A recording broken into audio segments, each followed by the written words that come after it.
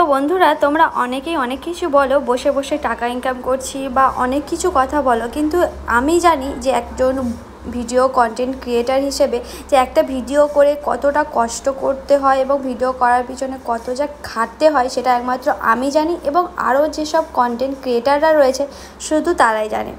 এখন বাজে প্রায় 10টার মতো, আমার মেয়ে কিন্তু এখনও ঘুমায়নি, আর সেই কাজের ফাঁকে আমি বসেছি নেল পালিশ পরতে।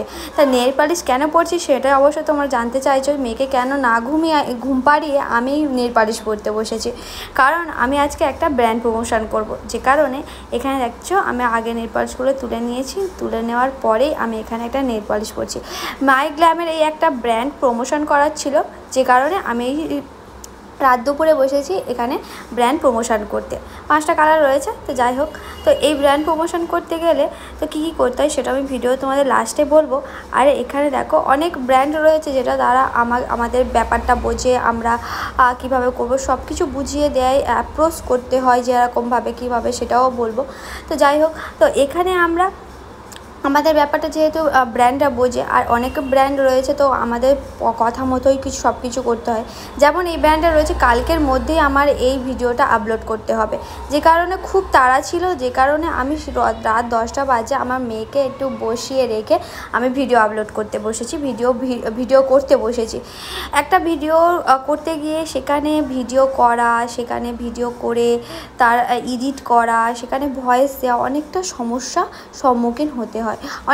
অনেকবারই তো ফ্যামিলিরা তো বোঝেই না, তো আমার করা হয়ে গেছে।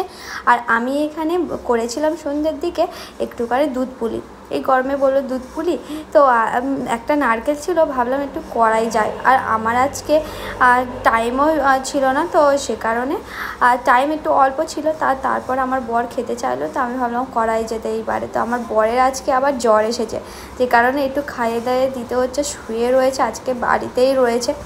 আর এটার আর একটা কারণ রয়েছে, জানো তো তোমরা, কারণ আমি কোথাও ঘুরতে যাওয়ার কথা ওর কাছে বললেই ধরো 2-3 দিন হবে, সেখানে যেতে গেলে ওর জ্বর আসে, ওর মেয়েরও জ্বর আসে। দেখো হাঁ করছি, এখনও কাটতেই পারেনি।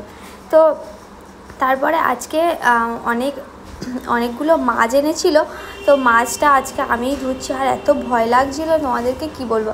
আর চুলের সামনে আমার মেয়ে কি লাগিয়ে দিয়েছে দেখেছো, আমার সামনে শীতের কাছে এই সামনে পুকুর ছেঁচেছে, তো সেখানে প্রচুর মাছ হয়েছে, যে কারণে আমাদের এখানে শোল, ল্যাটা এইসব মাছ নিয়েছে। তোমাদের ভিডিওটা কেমন লাগলো কমেন্ট করে